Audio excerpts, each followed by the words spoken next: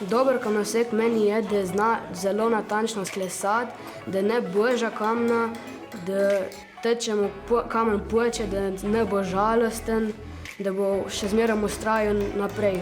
Ja, kamen lahko poče. Hitro. Tukaj uporabljamo pnenc, ker je naš domač kamen. Izdelujemo razne izdelke, kot so slike, mozaiki ter razne kipe. Ko prideš prvič, se ti zdi čudno, te bolijo prsti to prvič, ko držiš leta in to. Ko si bolj cajta, rata zmeraj bolj lahko in zato narediš kakšne izdelke bolj hitro.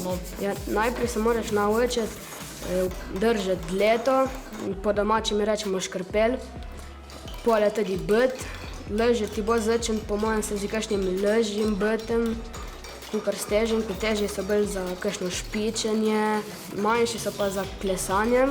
Vsi si izberemo sami oblike, oziroma kaj bi radi delali.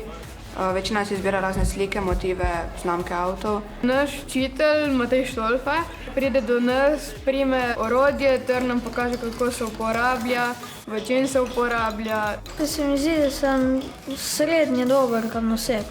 Ne znam prav dobro sklesati, naprimer, kot kakšni, ko naredijo prav ravno in jaz naredim pač naprimer malo slabše. Delamo tudi izdelke za šolsko okolico.